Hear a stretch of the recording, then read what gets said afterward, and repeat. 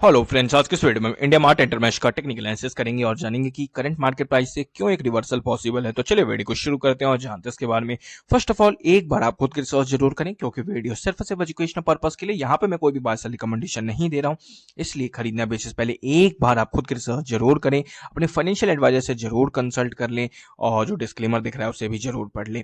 तो अब हम बात करते हैं इंडिया मार्ट इंटरमेश की। तो अगर आप देखोगे इस शेयर को, इंडिया मार्ट इंटरमेश को, तो काफी लंबे समय से कंसोलिडेट करता हुआ दिख रहा है। ऑलमोस्ट लास्ट 3 to 4 मंथ, ये चौथा महीना है जहां पे ये स्टॉक एक ही लेवल पे कंसोलिडेट कर रहा है। अब वो लेवल कौन सा है ये देखना कहीं ना कहीं काफी इंपॉर्टेंट है। तो यहाँ पे जो है मंथली चार्ट का 50 SMA जो है, एक कहीं ना कहीं काफी एक इंपॉर्टेंट लेवल है, एक काफी एक मतलब कि इंपॉर्टेंट सपोर्ट लेवल देखा जा रहा है। आप खुद देख सकते हो कि कैसे ये स्टॉक इतने लंबे समय से इसी लेवल का ये सपोर्ट ले रहा है। अगर आप यहाँ पे क्लियर कर देखोगे तो यहाँ पे आपको काफी अच्छे तरीके से दिखेगा कि कैसे ये स्टॉक ब्लैक लाइन का सपोर्ट ले रहा है। तो मेरे अकॉर्डिंग जब तक ये स्टॉक इसे नहीं ब्रेक करेगा ब्लैक लाइन को, तब तक इसमें कोई करेक्शन नहीं आने वाली और यहां से कहीं ना कहीं फिर रिवर्सल पॉसिबल है। और रिवर्सल पॉसिबल है तो ये फिर आपको ऊपर की तरफ निकलता हुआ दिख सकता है। और कुछ अगर यहां से निकला तो कुछ इस टाइप का पैटर्न, क्योंकि ये बॉलिंजर बैंड भी कुछ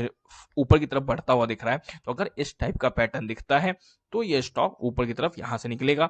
हो सकता है ऊपर जाए, फिर कुछ दिनों बाद रीटेस्ट करे, फिर ऊपर जाए, और अगर इसे डायरेक्ट ऊपर जाना है तो ये हो सकता है ऊपर भी कंटिन्यूअसली जाता हुआ दिख सकता है। अब वो स्टॉक पे डिपेंड करता है। जनरली जो पैटर्न्स होते हैं वो चीजें मैंने आपके साथ शेयर कर दी है। तो टेक्निकल वाइज मंथली चार्ट इस शेयर के लिए काफी इंपॉर्टेंट है, उस पर नजरें बना के रखें।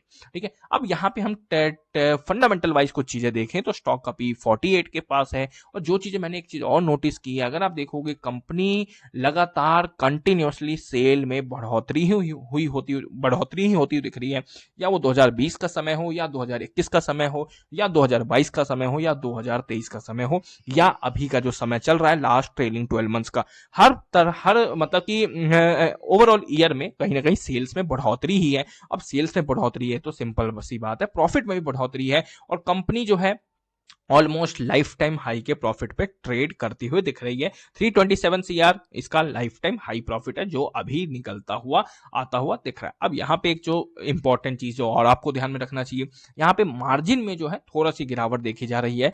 और क्योंकि पहले अगर आप देखोगे 2021 में इनका जो मार्जिन है 50% के आसपास अप्रोच करने लगा था, बिकॉज उस समय जो वर्क फोर्स था ना वो कहीं ना कहीं सब कुछ ऑनलाइन चल रहा था। ठीक है, तो उस समय जो है वर्क फोर्स मतलब कि जितने भी लोग काम कर रहे थे, ऑफिस का बिल, पानी का बिल, बिजली का बिल, वो सब बच रहा था, तो जिसके कारण इनका मार्जिन काफी तरीके से बढ़ता हुआ दिखा था। लेकिन मार्जिन रिसेंट टाइम में फिर से गिरता हुआ दिख रहा है और 28% के आसपास मार्जिन लास्ट ओवरऑल 2 ईयर से देखें तो दिख रहा है, यहाँ पे चल रहा है। ठीक है, इस चीज को आपको जरूर ध्यान में रखना चाहिए। और अगर आप एक चीज और नोटिस करोगे तो बिफोर 2018 में ये company overall net loss making company थी और 2019 के बाद ये प्रॉफिट कमाना शुरू ही की है। तो ज्यादा दिन हुए भी नहीं है प्रॉफिट कमाते हुए, ये भी आप लोगों को जरूर ध्यान में रखना चाहिए। तो यहाँ पे मार्जिन में जो गिरावट है ये एक इंपॉर्टेंट पॉइंट है इस शेयर में, और ये profit and sales life time high चलते हुए आप लोग को दिख रहे हैं। ठीक है, तो ये फंडामेंटल पॉइंट ऑफ व्यू है। बाकी अगर डिटेल एनालिसिस करना है आपको तो इसके आपको एनुअल रिपोर्ट को पढ़ना पड़ेगा, जो कि 100 200 300 पेज का होता है,